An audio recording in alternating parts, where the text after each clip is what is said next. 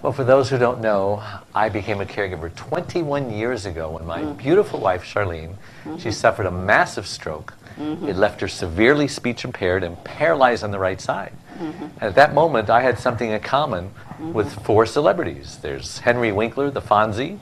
There's Queen Latifah, Hillary Clinton, and Dwayne "The Rock" Johnson, all famous celebrities, all caregivers. Oh, wow. So now I've been speaking all across the country. I've been sharing my all-important message. In fact, I just did 13 morning shows on all the 4 major networks. Praise God. And my message is how to prevent your loved one's illness or disease from actually killing you. It's a serious problem because out of the 65 million caregivers who are unpaid in the U.S., about 30% of them will actually die before their loved ones do.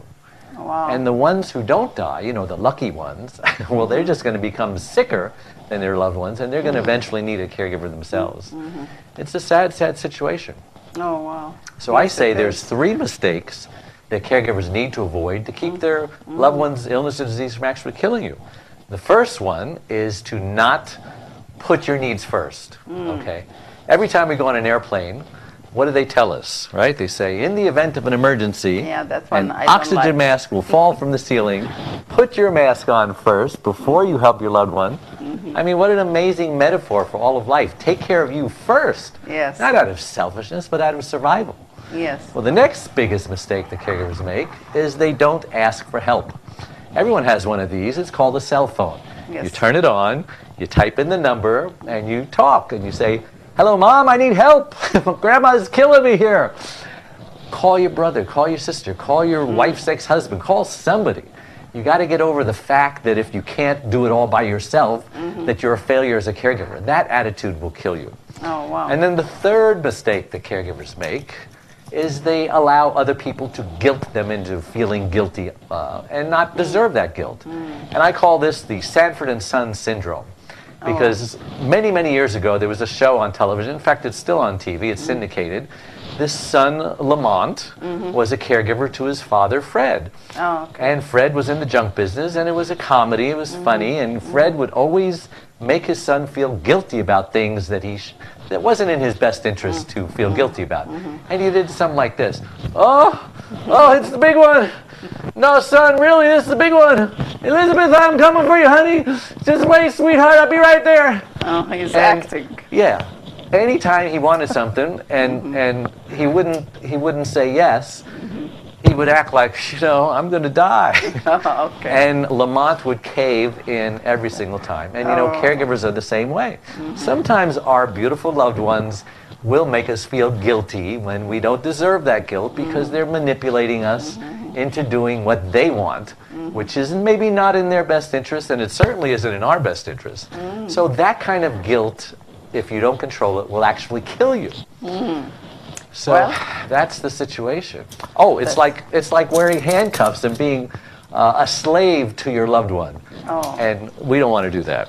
Okay, you said since 21 years ago you become caregiver. Yes, you and I knew each other. Yes. I was going to church. I was getting ready for church one Sunday morning. It was Andre Crouch's church. And all of a sudden, my wife is not in her bed. And she's not an early riser, so I went looking for her. She was on the couch in the den watching a Shirley Temple movie. And I says, what's the matter? She goes, I have this headache. It's like a crown circling my head. And it's been 3 days. This was the 4th day of her headache. She doesn't get headaches. She never tell you to. No, we don't think much about it at the time because it was only a headache. You go to the doctor and say, well, take 2 aspirin, call me in the morning. So I was rubbing her head to make her feel better, and she said it felt better. And then all of a sudden I noticed, I was talking to her, she didn't answer me. And I says, I just asked you a question, answer. And nothing. In fact, she looked at me and kind of had this blank stare and opening her mouth, kind of like a newborn baby's trying to mouth words, And I said, say something, say anything. If you can't say a word, one word, I'm going to call 911. She couldn't do it. I called 911. They came. All of a sudden, I noticed that half of her face was drooping and half of her body was slumping in the couch that she was laying on. Okay. I didn't know what a stroke was, but something in my mind said, it's a stroke, call. And so I did. And they confirmed that she was, in fact, having a stroke, but unfortunately, they were too late. So my beautiful wife, she lost her speech, Wow. you know, the language part of her brain, and so she can understand and she can read, but she can't really talk. She can't remember how to form the mouth and the tongue and make the words. So it's like playing charades and playing Pictionary, two games that I hate, by the way, but I'm learning how to love. And so she's a very good communicator. They say that 80% of communication is nonverbal. And so she's got that part down pretty good. I mean, I've seen her in a restaurant while we're waiting for a table. She's talking to some older man there, and they're just laughing and patting each other on the back, and they're having a 20-minute conversation, and he doesn't know that she can't talk. That's how good a communicator she is. Yeah, she is a wonderful lady. I know her well. She is wonderful. Yeah. But in the same time, you said one word here, that sometimes don't feel guilty when you feel, did you feel ever that with Charlene? Oh, I felt guilty all the time, because a caregiver, and Steve can confirm this later on, a caregiver never feels like he's doing enough. And when he is doing enough, he never feels like it's good enough. I see. There's always something to feel guilty about, because most caregivers are perfectionists. And as you know, there's no perfect person in the world except one. Jesus was perfect. And we fall far from perfection. And you're just going to set yourself up for disappointment and lots of bad things, internalized. And these things, when you don't let them out, they turn to cancer, they turn to ulcers. And that's why 30% of caregivers actually die before their loved ones do. Wow. Because they need to take care of themselves. But by the way, Dave, I noticed today you feel better in your back. It's not like something... Well, about a year ago, God healed me. I was in church. I run the camera at my church.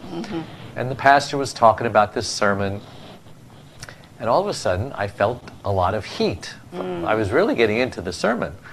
And I says, well, that's interesting, because I could not stand up for more than 5 minutes. I'd had to sit down. And we had tried everything, injections, you name it, I tried it. Therapy, I was now seeing a pain management doctor. And when everything didn't work, he says, well, I guess we've exhausted all your options. Now the only option you have left is back surgery. So I made an appointment with a surgeon. And I got an MRI.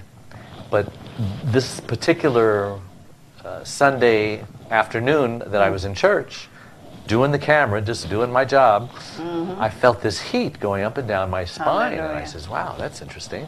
So I stood up, because we were on a stool. And I was able to stay up for like 40 minutes, most of the service, which has never happened before in recent memory. And so I finally went to the doctor with my MRI, and he says, wow, this is interesting. I said, what? He says, you had an 8-millimeter herniated disc, a bulge. And he says, now it's shrunk down to 4 millimeters. He says, that's manageable. He says, you don't need surgery. Just join a gym and get a trainer and work on your core, which is what I did. And this was last January. Next month it'll be a full year. And now, you know, I've been traveling all across the country, chasing subways and I told you, Jesus airline is the terminals.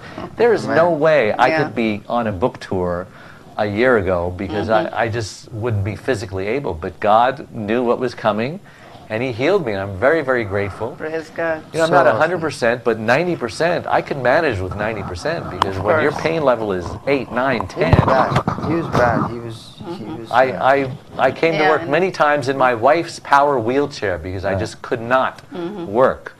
And everybody thought, you know, I was like going downhill. This guy's going to turn into a cripple. Praise God. And God just reversed it.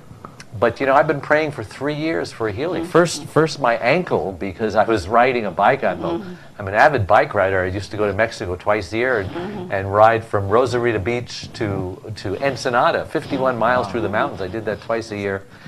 And so when I came home after one of those rides, I was just right around the corner from my block, and this woman didn't see me, and she pulled right in front of me, and I ran into her truck, and I went flying through the air. I landed on her windshield, cracked it, bounced onto the asphalt, broke my ankle. They misdiagnosed it. I've been limping for 2 years because of this. I've got a missing talus bone in my ankle. So if it wasn't my ankle that was causing me to limp, it was my back and the pain. And so finally, I've been praying for God to heal me for 3 years, and just patiently waiting and believing. His timing. Yeah. Why didn't he do it? Why isn't God healing me? Because yes, you know, you hear these things, Yes. well, why are you even, just forget it. As He's a not going to human. heal you, you know? And I said, no, the Word says He's going to heal me. I don't know when it's going to happen, but it'll be at the right time. And it was at the right time, when I least did expect it. You know, it's like these women who are looking for their husband and they're so stressed, finding my husband. I said, just forget about it. When you forget about it, he'll just show up. Oh, yes. There's an old saying that says, when the student is ready, the teacher will appear. Amen. That's wonderful. Now, you said you go tour with Yes, for your well, book. I wrote this is my third book, Yeah. and it's called It's My Life Too, Reclaim Your Caregiver Sanity by learning when to say yes and when to say no. And it's perfect for caregivers because they just know they should be putting their needs first, but they Yes. don't know how. And this book isn't just for caregivers. You see, because I say there's 3 kinds of people in the world. There's caregivers, there's those who are going to become caregivers, and those who are going to need a caregiver. Yes. So there's no escaping it. Caregiving is going to touch you one way or another. And so you better just, while you're healthy, learn how to be a caregiver because it's coming. He went from one day to the next, he was a caregiver, and you're not going to have time to know anything about care. They should teach it to you in grade school and in high school, Yes. like home economics, how to grilled cheese a sandwich. You know, this is much more important because once you're a caregiver, once your loved one becomes disabled, you're not going to have time to sit down and read a book on how to be a caregiver. So You will go. yes. And that's what happened with you. Yes, Is that's what Charlene was happened with you in that tour? She goes on the local tours. So the one you saw was in Palm Springs. We have another morning show we're doing in Fresno. She'll be going to that. We just got booked on Washington, D.C. She'll be going to that one. We can turn it into a vacation and Yeah. see the sights. We have some relatives in Miami. I've been booked on Miami. That's nice. That's my first internationally syndicated show. So now I'm an international celebrity. So I'm That's an good. international caregiver advocate. I like the sound of that. I know, it's different. So she's going to go on the ones that is not too inconvenient. A lot of these tours, I was in the South Carolina. You know, I'm just hitting one city after the other. The next day, you know, hotel room. You know, the grueling flight over there, changing planes. That's not. She doesn't like that. But if we can make it comfortable for her, and it's a nice place, and there's other things to do, and we can turn it into a vacation, those are the ones she'll be at. So she'll probably be on 5 or 6 shows. Oh, wonderful. You know, Charlene, she's different. I know Charlene, she can do her hair. She cooks she's in amazing. half body. She can do all things. She always beautiful, wearing nice clothes. You never see her even at I home. always If have you to go- dress up when I'm with Yeah. her, or I look like a bum, because she dresses like the Queen of England. Yes, she does. And you know, when she I'm wore the away, hat too. I hire a caregiver to a good friend of ours to come in at nighttime, because she's pretty good in the daytime. She's very independent. She can bathe herself. She can go to the bathroom by herself. She does the kitchen, the laundry. She cooks. She's a gourmet cook. She's always cooking. Oh yeah. And so when I come home from work and the food's on the table, the dishes are in the dishwasher, the laundry's done, I look around to see where are the elves that are helping you. But she's like Martha Stewart in Wonder Woman. She always has been. She is. And she's a high achiever. She's a type A personality. And for 2 years, it wasn't pretty. She was grieving. Anytime we suffer loss, we go through the grief process. You know, the denial, this isn't really happening, and then the anger, I'm so upset this is happening, and then the bargaining, Yes. what can I do to get out of this? But some things are non-negotiable. And then the depression, oh my gosh, I'm not getting out of this. And that's the most serious part, because that's where most suicides take place. And you know, I remember her doctor says, don't leave her pills around. And I says, really? Is it that serious? And he says, oh, I've seen a lot of things. You know, males usually use a gun, and females usually take pills. And so I kind of got freaked out. And so, fortunately, the grief process only took 2 years. I say only took 2 years, but sometimes it seemed like 10 years. Wow. It was pretty bad. Like For lost one, somebody she loved, or what happened to have that? She lost her independence. She lost her house, big beautiful house in Burbank. We had to sell it, move to a smaller one-story house in Castaic. And she lost her car. She couldn't drive. She lost the relationship with her 1.5-year-old granddaughter because all of a sudden, Grandma seemed different. And so she was just losing one thing after the other. Yeah. And I was the only one feels around. sorry to herself. Yes. And she was very angry. Anger was her favorite emotion in the grief process. And since I was the only one around, there's that song, you only hurt the ones you love, the ones you shouldn't hurt at all. And so I was just constantly getting this anger, and it wasn't good. I finally had to sit down and write her a letter because I had to do something because I was going crazy. And I would go away to visit relatives out of state just to get away because as I tell caregivers, if you don't take care of you first, you can't take care of your loved one. Of course. And I learned that in caregiver support groups. And I felt guilty about it, but they says, no, don't feel guilty about it. Put your mask on first, so to speak. So that's what would happen, and I was just so grateful that I was able to write her this letter because it feels good to get it off your chest. So I wrote her a letter. I says, Charlene, why are you so mean to me? I says, I take care of you 24/7, and I feel no appreciation, no thanks back in return. And I says, I know this is hard on you, but you're making it even harder on me to care for you. And I just told her, I says, I don't think I can care for you anymore. I mean, I'll take care of you financially, but I can't even be with you. I mean, that's how desperate I was. And I looked at that letter, and I read it over and over and over again, and I just didn't have the heart to give it to her. So I hung in there. Slowly but surely, she got through her grief in that wonderful part of the grief process called acceptance. And when you get there, you realize that, well, hey, I'm here. God must still have she has strong faith. But even our faith wavers, Yes. I mean, we are human. And so she decided that she was going to reinvent herself, that if she's here, there's a good reason she's here. God's not finished with her yet. And so she was moved into her house. She's an interior decorator too. And our house was all white, no window dressing. And she just wouldn't do anything. She even went through a Christmas, how much she loves Christmas and decoration. She goes crazy over Christmas. We had a Christmas, there was no decorations because she was just grieving. And so she slowly became herself again. She slowly started changing, and our love was rekindled. And I'm glad that I hung in there, and I'm glad I didn't leave, because now we're more in love than ever. And it's been 21 years. We've been married 42 years. Half of it was a normal relationship. We raised 3 daughters. We married them all off, and we had grandchildren, and we were getting ready for the empty nest phase of our lives. But all of a sudden, she had that headache, and then the ambulance came, and our lives just turned upside down, and it's never been the same. But I feel even with this, God give you strength. I couldn't have done it without him. I don't know how people who are not, have Jesus living in their heart or have no faith, how they do it. I couldn't do it. I don't understand. Yeah. Without him, you cannot do it. And he give you that strength to continue. Yes. And I see it like Charlene and Dave. Always when you see them, you feel they are groom and bride. They are like, even with her condition, we're in love. They are in love, really. Like the love story, you see it. She's really easy to love. Yes, she is. And it's not hard being her husband anymore. It's just the new normal. God gives me the grace. I call it Charlene grace, to put up with her.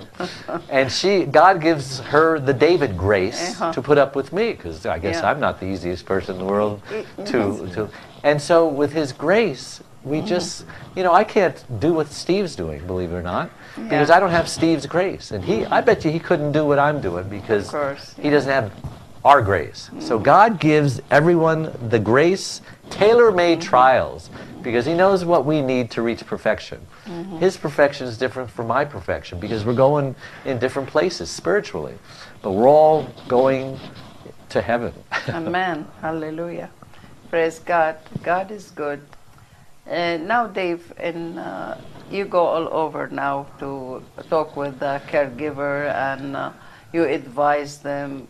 What advice you can give to caregiver about how to do what God anointed him in this place? Well, as you know, I have a radio show now. It's called Dave, the Caregiver's Caregiver Radio Show. It's a very popular iTunes podcast. What radio? It's on it's internet radio, so you can okay. see it on Blog Talk Radio. You can see it on Stitcher Radio. You can see it on iTunes. You can see it on YouTube. It's everywhere.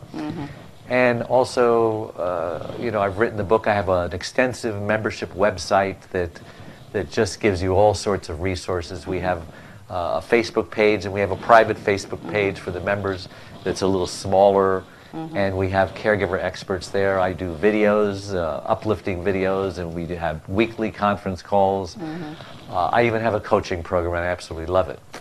So the number one, as I mentioned before, the number one thing that caregivers do wrong is they don't equate their lives as equal importance to their loved one. I can only help the caregivers who believe that they really need to put their needs first and that they're worth it. They're worth at least the same attention that their loved one is. Equal. Yeah. Your life is not worth more than theirs, and their life is not worth more than yours. But there are people out there, maybe a third of the caregivers, which is too many, who believe that they have to give and give and give and give. Yes. And it doesn't matter that they have no more resources. They're going to give until they drop dead. They're going to give until there's nothing left to give. And those are the ones who actually die before their loved ones or get sicker than their loved ones do. And I've tried talking to them. They just don't believe that they deserve to do anything other than that. They said, you know, just give me the crumbs, the leftover crumbs, and that's good enough for me. And if they don't get the crumbs, well, that's okay. No. But that's just not right. And yet their criticism is, no, that's selfish. Well, you know what? Selfish is not a dirty word when you're a caregiver. In fact, the pendulum is so far this way that you have to bring that selfish pendulum back just to compensate and to be balanced. So. That's sometimes you feel angry from like what you're doing, like why I'm doing that, why I'm forced to do that, why, or well, in the beginning I felt angry, I felt jealous, I felt resentful. These are all emotions that you're going to naturally feel. But as a Christian and as someone who is getting the proper respite, which means the proper rest, if you don't get away periodically and recharge your batteries, you know, this cell phone, every now and then I will neglect to charge it, and all of a sudden I'm on a very important call and I see the battery flashing red, 3%, and I says, oh my gosh, you know, what am I going to do? And we're the same way. This body can only do so much. And when it gets down to 3% and 2% and 1%, it's just going to shut down. It doesn't matter what you're doing or where you are or where you're driving, it's going to shut down. yeah, that's true. Many things you face in that the faith of Christ. Yes, you know, I've faced trials during my 42 years as being a Christian. I think the very first trial I faced was 2 years after I became a brand new born-again Christian. It was a financial trial, and I didn't do too well because I thought when you become a Christian that God's just going to bless you, that the money's going to pour in. I'm a businessman. So I says, wow, this is a great deal. And I was set up for failure because nobody taught you, no, the rain falls on the just and the unjust alike. Yeah, of course. Whatever happens to the world is going to happen to you, but you have God to get you through it. Yes. So then when Charlene had a stroke, oh my gosh, you know, thank God I was going to your church at the time. Praise God, yes. And Pastor Andre was just amazing. He was right there, and just, I felt like that whole 6-month period, I was like that picture of the two footprints in the sand. You remember that? And when you're going through the struggles, there was only one set of footprints, and your first inclination is that, oh God, why did you leave me alone? He says, those are my footprints. I was carrying you. And that's what I felt. I wasn't even touching the ground. And thank God for the support. Somebody. Caregivers need support, whether it's Yes. from your church, whether it's from a caregiver support group, whether it's from anywhere of your family. You can't do it by yourself. And this is the time that I'll agree in that title that, what is it, something about a village. Hillary Clinton wrote that book. So, and it's true. You have to be a community in caregiving, okay? And you have to support one another. He desperately needed support. And he'll call like any time of the day or night when he's really struggling, and I'll take the call and I'll talk to him and I'll walk him off the cliff, so to speak, you know, because you never know who's getting ready to jump off the cliff. Not literally, but emotionally. Some people, they have caregiver, nobody knows. They rented them. Actually, they hire them from company. And you feel there is caregiver, they don't have the heart. Only they come to do a job. This is my job, to take care of this, finish, okay, sign the paper, I need to go. What do you think about that? That's what I used to think also, but now that I am the caregiver's caregiver, and I have actually so many people following us, I think on Facebook I have 35,000 people. Praise God. So that's their caregiver support group. And I am discovering that paid caregivers have a heart. And many of them go home just like that person is family. And when that person dies, they go through grief. They get depressed. So it's an incorrect stereotype to say that when you're getting paid to be a caregiver, you're just collecting a paycheck. I'm sure there are some out there like that. Of course. I mean, if there's some children who would steal their family's assets, of course there are probably some caregivers who are like that. But I would say that's such a minority.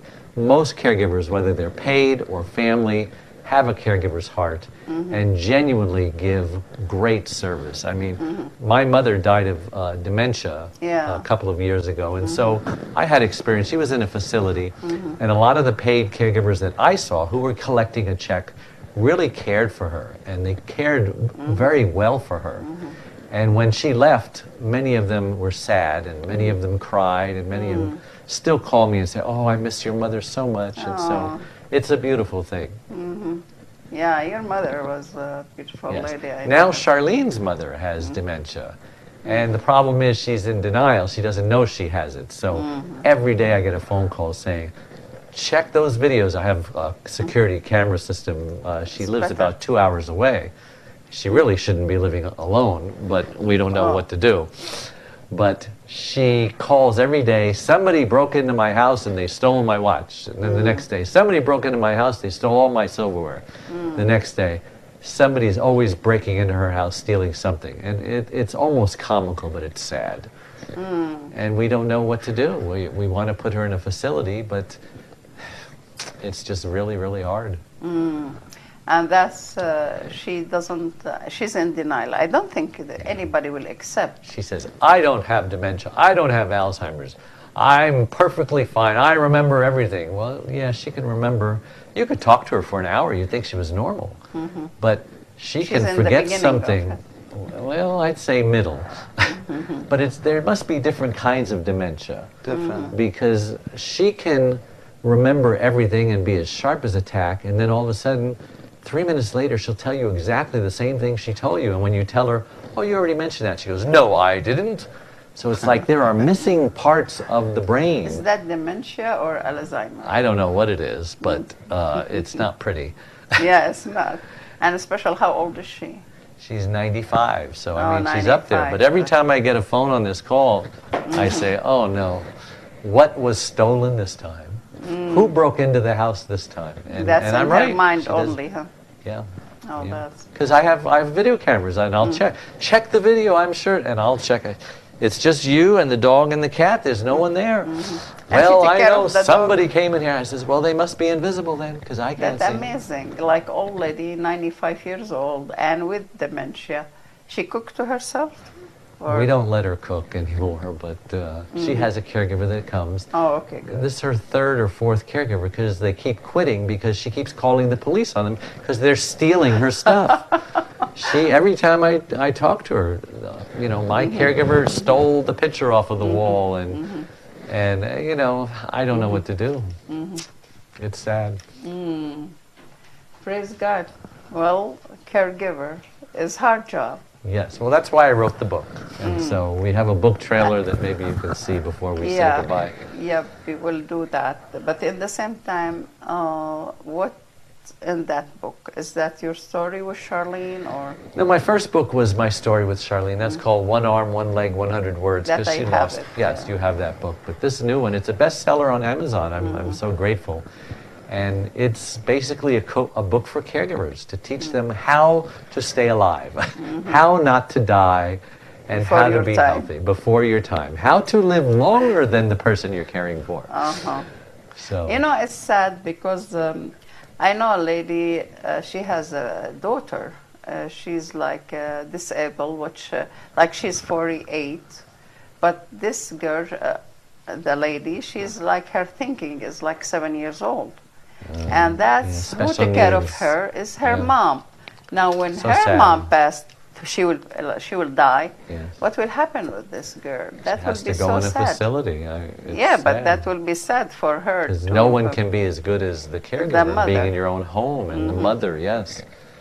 But it's sad when your parents die and they leave behind a special needs child. Yeah, and that's sad, as you said. I pray for these people. I mean, I feel the heart of prayer before we continue, and we don't have much left. And they call it the sandwich generation because, not only are they caring for their parent, they're still caring for children. In my case, it was like a club sandwich. You're caring for children and a parent and grandparents. So it's the baby boomers. Oh, and wow. so many of the baby boomers are now getting older and needing this care. And the problem is there's not enough caregivers to go around. It's a crisis. And there's Yes, not it enough is. facilities to go around. And there's not enough money in Medicare and Social Security to go around. It's scary. Now, please, can we have that about the book? We have 1 minute Yeah. about the book. Dave Nassaney, the Caregiver's Caregiver, has just released his 6th book entitled It's My Life Too. Reclaim your caregiver sanity by learning when to say yes and when to say no. It was specifically written for caregivers who know they should be putting their needs first, but just don't know how. Dave is the sole caregiver to his wife, Charlene, since 1996. He knows firsthand what caregivers are going through, because he is one. And he now speaks all across the country, offering caregivers his incredible caregiver support package. Even the airlines tell us that in the event of an emergency, to put your oxygen mask on first, before you help your child with their mask. They know that those who don't heed their advice often black out, thus becoming unable to help either themselves or their child. And caregivers are exactly the same way. It's My Life Too. Reclaim your caregiver sanity by learning when to say yes and when to say no. Will help caregivers who are neglecting their sleep, diet, and social life, and learn to put their needs first. Pick up your copy today, or buy one for your special caregiver. On sale everywhere, and at caregiverscaregiver.com.